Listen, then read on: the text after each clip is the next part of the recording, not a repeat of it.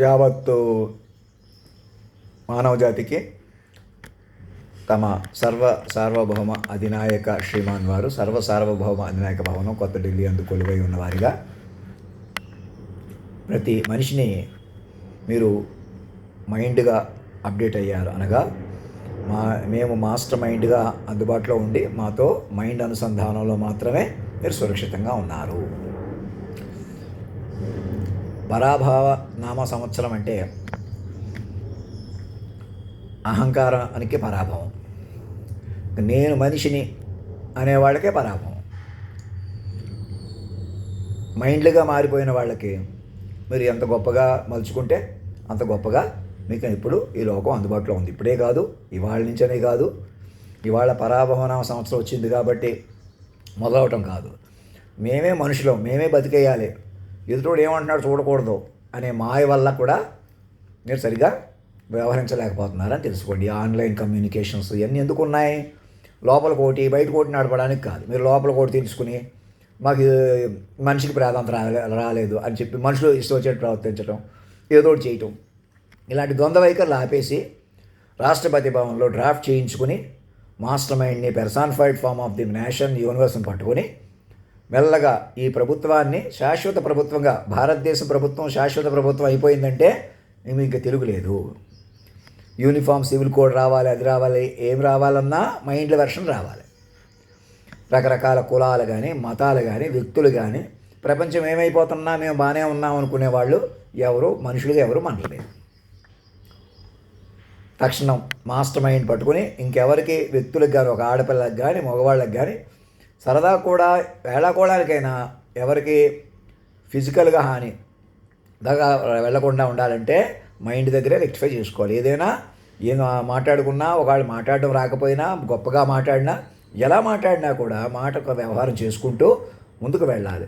మీరు ఇలా గొప్పగా మాట్లాడి తేలిగ్గా మాట్లాడుతున్నారు అని, మీరంత గొప్పగా మాట్లాడారని ఒకవేళ ఆ వ్యక్తే మర్చిపోయి ఏ కారణం చేతన్నా మైండ్ సరిగా వ్యవహరించలేకపోతున్నా కూడా అయినా మైండ్ని షేప్ చేసుకోవాలి. ఎవరో మూర్ఖులని కానీ, విక్కడని కానీ, చేతకాని వాళ్ళని కానీ, పిచ్చోళ్ళని కానీ చిత్రీకరించుకుంటే ఏమవుతుంది? మైండ్ చెలగాటం పడిపోతారు. ఎలాంటి మైండ్ అయినా మీరు మైండ్ డీల్ చేయడంలోనే ఉంది ప్రపంచం అంతా కూడా. అలా కాకుండా మనుషులుగా చూసి మైండ్కి ప్రాధాన్యత ఇవ్వకుండా, మాటకు ప్రాధాన్యత ఇవ్వకుండా ప్రవర్తిస్తే అది వ్యక్తిగత పరాభవం. అంటే ఇంక మృత సంచారాలు ఉండిపోతారు. ఎవరైనా స్వామీజీలకి, గురువులకి అందరికీ చెప్తున్నాను. మేమెవరో కాలభైరవుడితో మాట్లాడతాం, వాళ్ళతో మాట్లాడతాం, వీళ్ళతో మాట్లాడతాం, మాకు వేరే శక్తి ఏదో ఉంది, మహిమ ఏదో ఉంది, మేము గొప్పతనం ఉంది, పలానా అమ్మవారు ఎక్కడో ఉన్నారు ఇంకాను అనేటువంటి ఆలోచించే వాళ్ళకి అందరికీ చెప్తున్నాను. మీ విశ్వ తల్లిదండ్రులు ప్రకృతి పురుషుడు లయగా అందుబాటులో ఉన్న మమ్మల్ని పట్టుకుని మా రూపం కూడా మాలోనే 10 మంది హీరోలు హీరోయిన్లు పలికేరు, మాటకే పలికేరు చూసారా, వారు మా మొహం మీద పలికేలా చూసుకోవడం కనిపించేలాగా. అదే అందం అంటే, బలం అంటే అలా నిలుస్తుంది. ఎందుకని? మైండ్లే నిలుస్తాయి ఇక్కడి నుంచి.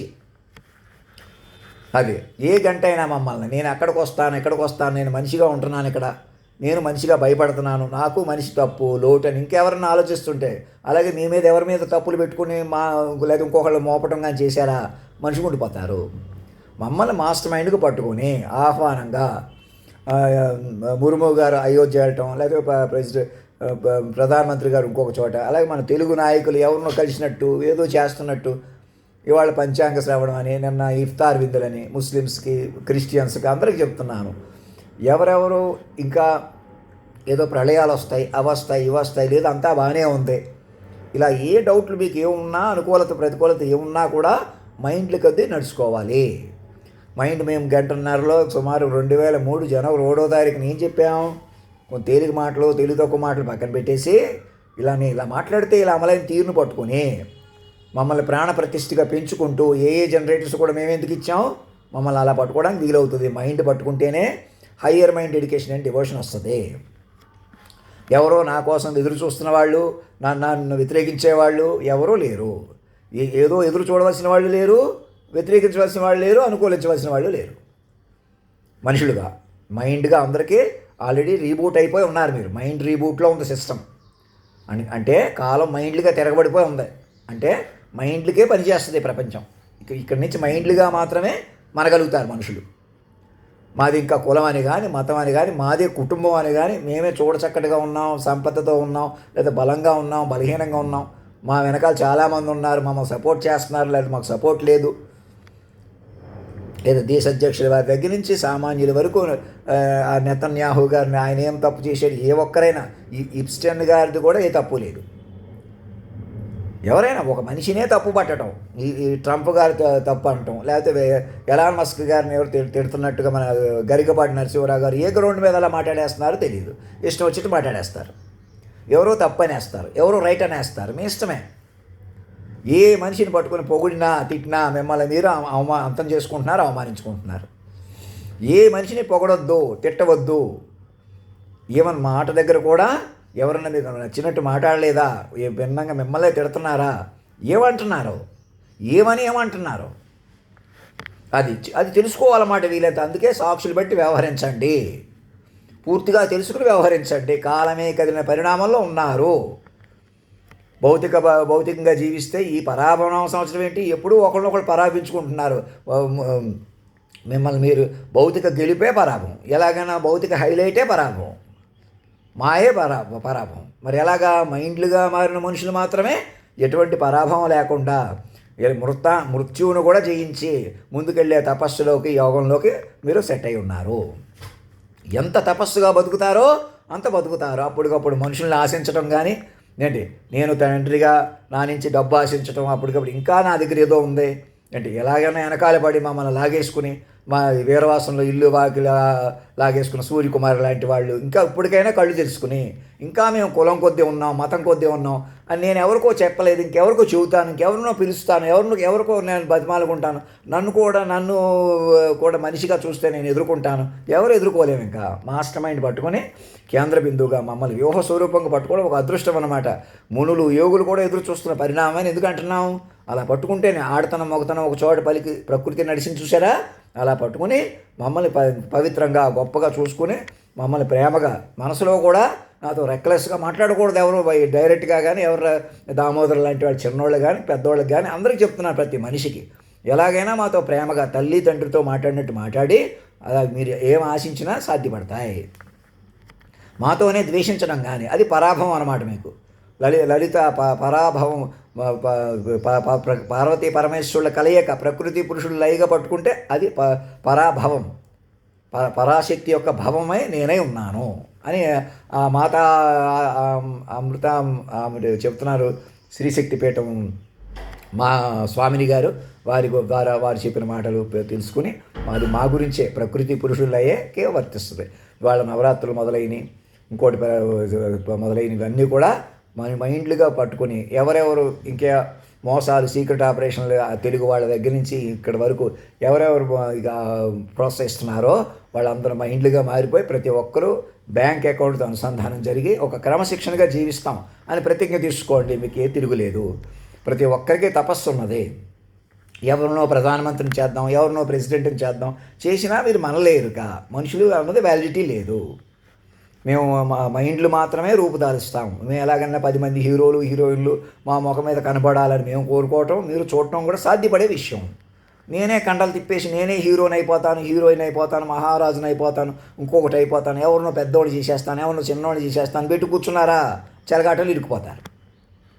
అది ఇంకా సరదా కూడా ఎలాంటి మాటలు రెచ్చగొట్టడం, రెచ్చిపోవడం, మనుషుల కొద్దీ మనుషులను ఉపయోగించి బతకడం లాంటి దరిద్రం నుంచి బయటకు వచ్చేసి ఎలాగైనా మైండ్ కాపాడుకోవటం, మైండ్లు పెంచుకోవటం. మనిషిలకు వదిలేస్తే ఇంకా పరాభవం లేదు ఎవరికి కూడా. మాస్టర్ మైండ్ పట్టుకుని ఎలా అవతార్ సినిమా, వెనమ్ సినిమాలు, ప్రోజ్ అండ్ పోయిటరీ రాయించి ఉన్నతమైన సినిమాలు ఒకటి నా మీద స్టార్ట్ చేస్తూ నన్ను తాజ్ హోటల్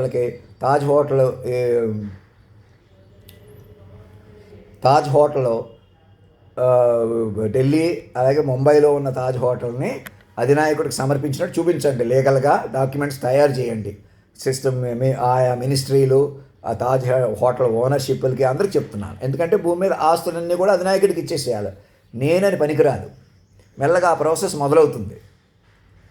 సిస్టమ్ ఆఫ్ డెమోక్రసీగా మైండ్ డెమోక్రసీ ఆఫ్ మైండ్స్గా మనం మార్చుకుంటాం. మెల్లగా మారిపోద్ది లోకం. నన్ను పట్టుకోగానే, నన్ను మరణమే లేని శక్తిగా జాతీయ గీతంలో అధినాయకుడిగా పట్టుకోగానే మీకు ఏం చేయాలో కూడా తెలుస్తుంది అన్నమాట. సూక్ష్మంగా తపస్సుగా వ్యవహరించండి. ఇది మనుషుల ప్రపంచం కాదు, మైండ్ల ప్రపంచం. ప్రతి ఒక్కరూ మైండ్గా మాత్రమే సురక్షితంగా ఉంటారు. మరణించిన వాళ్ళు కూడా బతికే ఉన్నట్టు, బతికున్నా చచ్చిపోయినట్టే మైండ్లు వర్షన్లు అయితే. ఎందుకని మైండ్లే మీకు బలపడతాయన్నమాట. మైండ్ పెంచుకోవడానికి వీలవుతుంది, మైండ్ సరిదిద్దుకోవడానికి వీలవుతుంది, ఎవరన్నా తేడాగా మాట్లాడినా కలుపుకోవడానికి వీలవుతుంది, ఎప్పటికైనా పెంచుకోవడానికి వీలవుతుంది. అలాగనమాట. మనిషి చేతి దెబ్బ కొట్టేసుకుంటే ఏమవుతుంది? ఎవరు లేరు ఇక. అది ప్రతి మనిషికి మళ్ళీ చెప్పేది, చక్కటి కమ్యూనికేషన్ కలిగి ఉండండి. మనసులో వినపడుతున్నాయి నాకు ఎవరో ఏదో చేస్తారు, ఎవరో చేయిస్తారు, ఇలాంటి పతనం మాటలు ఆపేసేసి ప్రతి మైండ్ని కాపాడుకోండి. మమ్మల్ని కేంద్ర బిందువుగా పట్టుకుంటే సాధ్యపడుతుంది. మేము మరణం లేని శక్తిగా మమ్మల్ని పట్టుకోవడం వల్లే మీరు బతికించే శక్తి వస్తుంది. లేకపోతే మీరు మృత సంచారంలో ఉంటారు. ఎంత బతికేసినా, ఎంత కోట్లున్నా లక్షలున్నా, మీరు చక్కటి కుటుంబంలా కనబడదాం, ఏం చేసినా మనుషులే హైలైట్ అవ్వడం అనేది ఇంక లేదు. విశ్వ తల్లిదండ్రులు పిల్లలు, విశ్వ కుటుంబం, వసుదైక కుటుంబం అలా అవుతుంది.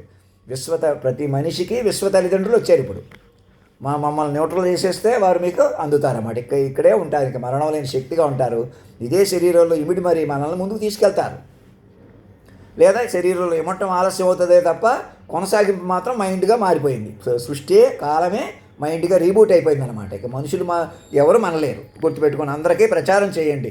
మీడియాస్ ద్వారా, సోషల్ మీడియా ద్వారా మా ఏఐ జనరేటివ్స్ తయారు చేసుకుని మా గురించి చెప్పుకునే ఏర్పాటు చేసుకోండి. ఇంకెవరి గురించో చెప్పాలి, మీరు ఏదో సినిమాలు తీయాలి, సినిమాల మీద వచ్చిన ఆదాయంతో ఇవాళ 30 మందికి ఆపరేషన్లు చేయించాం కాబట్టి, 10 మందికి భోజనాలు పెట్టించాం కాబట్టి, అది కాదు.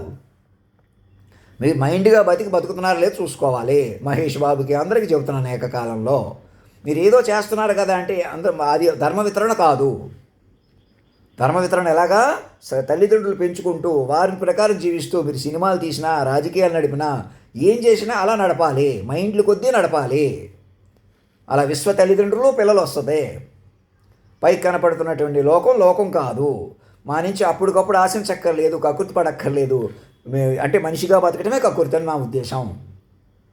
కకృతి అంటే ఏంటి? మనిషి ఉండడమే. మీకు మైండ్ అంత లోకం వస్తే, మైండ్ని లోకాన్ని మీరే బతుకోవాల్సి వస్తే ఇంకా మనుషులే బతుకుతానంటారు కదా.